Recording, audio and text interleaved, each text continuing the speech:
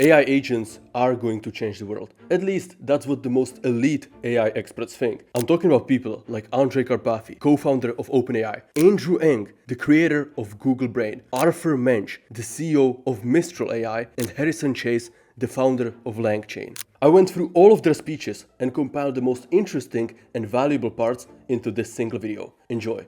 Oh, and a huge shout out to Sequoia for holding such an awesome AI event. At a high level, it's using a language model to interact with the external world in a variety of forms. And so tool usage, memory, planning, taking actions is kind of the high level gist. Today, agents are a new concept. However, that will quickly change. In 5 years, everyone will know how to build agents, meaning we now have a unique opportunity to be the early adopters of this technology. Human language that potentially at some point the developer becomes a user. And so we are evolving toward any user being able to create its own assistant or its own autonomous agent. I'm pretty sure that in 5 years from now, this will be like something that you learn to do at school. Here is why everyone, including yourself, have to pay attention to AI agents. I'm looking forward to sharing with all of you what I'm seeing with AI agents, which I think is an exciting trend that I think everyone building in AI should pay attention to. Guys, Andrew Ng, the greatest educator in the history of AI, just told you that everyone needs to be paying attention to agents. Now, building your first agent can be intimidating. That's why I created an entire workshop on how to build and deploy AI agents, which is available inside of my community. So if you want to be among the early adopters, make sure to join. First link in the description. And the simple form of this, you can maybe think of as just running an LLM in a for loop. So you ask the LLM what to do, you then go execute that, and then you ask it what to do again, and then you keep on doing that until it decides it's done. Now here is a beautiful explanation of why the entire AI field is headed towards agents. We are evolving toward more and more autonomous agents. We can do more and more tasks. I think the way we work is going to be changed profoundly, and making such agents and assistants is going to be easier and easier. One of the most fascinating breakthroughs is that with agents, you can actually make GPT 3.5 smarter and more useful than even GPT-4. This also means that with proper flow engineering, you could today create agents that perform just as well as GPT-5 will, but more on that later. So it turns out that if you use GPT 3.5, zero-shot prompting, it gets it 48% right. GPT-4, way better, 67% right. But if you take an agentic workflow and wrap it around GPT 3.5, say, it actually does better than even GPT-4. And you notice that GPT 3.5 with an agentic workflow actually outperforms GPT-4. And this means that this has significant consequences for I think how we all approach building applications. When you're trying to build agents, you have to understand that they are fundamentally different from humans. What might be hard for an AI agent could be trivial for us, and vice versa. And Ondrej thinks that this is actually a flaw in the model architecture itself. The problem is that the human psychology is different from the model psychology. What's easy or hard for the human are different to what's easy or hard for the model. And so human kind of fills out some kind of a trace that like comes to the solution, but like some parts of that are trivial to the model and some parts of that are a massive leap that the model doesn't understand. You're kind of just like losing it, and then everything else is polluted by that later. The model needs to practice itself.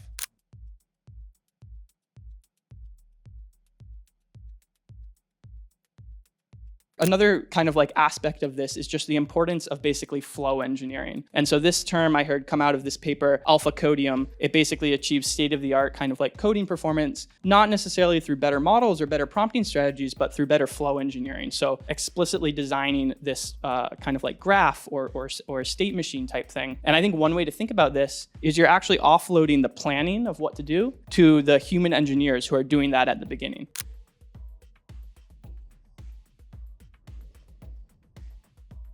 And then one other important trend, fast token generation is important because with these agentic workflows, we're iterating over and over. So the LLM is generating tokens for the LLM to read. So being able to generate tokens way faster than any human to read is fantastic. And I think that generating more tokens really quickly from even a slightly lower quality LLM might give good results compared to slower tokens from a better LLM. Maybe it's a little bit controversial.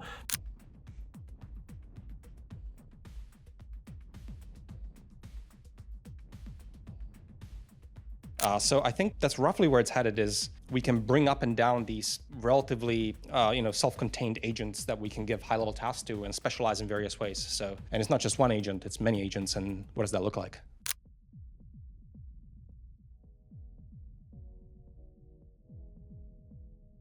The basic idea here is that if you think about running the LLM in a for loop, oftentimes there's multiple steps that it needs to take. And so when you're running it in a for loop, you're asking it implicitly to kind of reason and plan about what the best next step is, see the observation, and then kind of like resume from there and think about what the next best step is right after that. Right now, at the moment, language models aren't really good enough to kind of do that reliably. And so we see a lot of external papers and external prompting strategies kind of like enforcing planning in some method, whether this be planning steps explicitly up front or reflection steps at the end to see if it's kind of like done everything correctly as it should. I think the interesting thing here, thinking about the future, is whether these types of prompting strategies and these types of like cognitive architectures continue to be things that developers are building, or whether they get built into the model APIs, as we heard Sam talk a little bit about.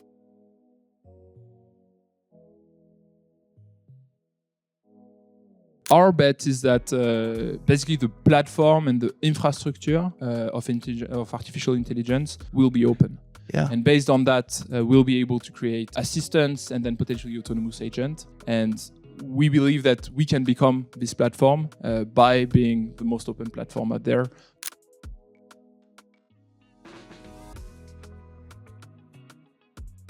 Agents is a term that's been tossed around a lot. There's a lot of consultant reports talk about agents, the future of AI, blah, blah, blah. I want to be a bit concrete and share with you the broad design patterns I'm seeing in agents. Reflection is a tool that I think many of us should just use. It just works.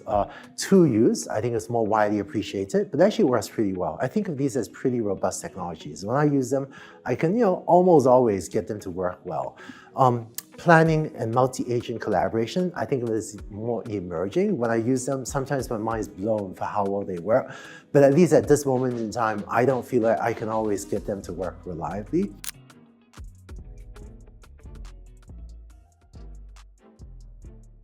The next thing that I want to talk about is the UX of a lot of agent applications. This is actually one area I'm really excited about. I don't think we've kind of nailed the right way to interact with these agent applications. I think human in the loop is kind of still necessary because they're not super reliable. But if it's in the loop too much, then it's not actually doing that much useful things. So there's kind of like a weird balance there. One UX thing that I really like from Devin and Jordan B kind of like put this nicely on Twitter is the presence of like a rewind and edit ability. So you can basically go back to a point in time where the where the agent was, and then edit what it did or edit the state that it's in so that it can make a more informed decision. And I think this brings a little bit more reliability, but at the same time, kind of like steering ability to the agents. And speaking of kind of like steering ability, honestly, the path to AGI feels like a journey rather than a destination, but I think this type of agent workflows could help us take a small step forward on this very long journey.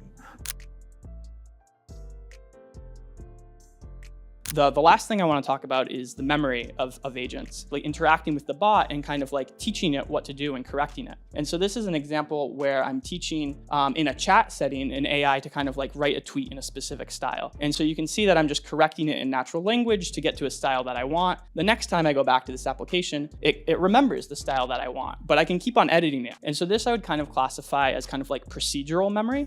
So it's remembering the correct way to do something. I think another really important aspect is basically personalized memory. So remembering facts about a human that you might not necessarily use to do something more correctly, but you might use to make the experience kind of like more personalized. So this is an example kind of like journaling app. And you can see that I mentioned that I went to a cooking class and it remembers that I like Italian food. And so I think bringing in these kind of like personalized aspects, whether it be procedural or kind of like these personalized facts, will be really important for the next generation of agents.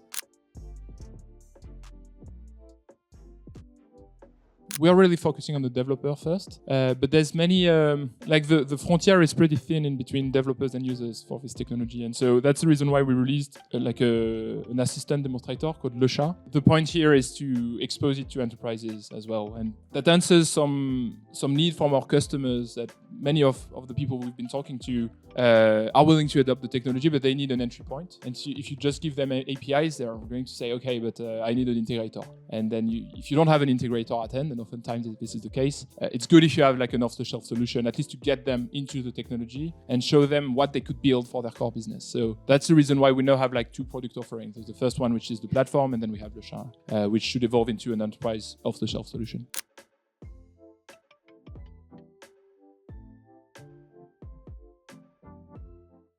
I expect that the set of tasks AI could do will expand dramatically this year because of agentic workflows.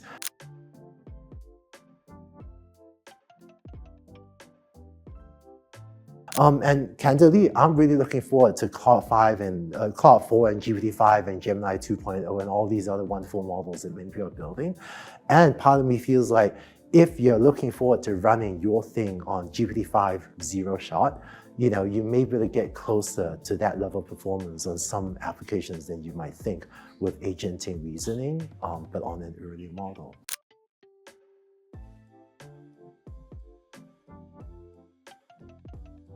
And just one other design pattern, it turns out that multi-agent debate, where you have different agents, for example, it could be have ChatGPT and Gemini debate each other. That actually results in a better performance as well. So having multiple simulated AI agents work together has been a powerful design pattern as well.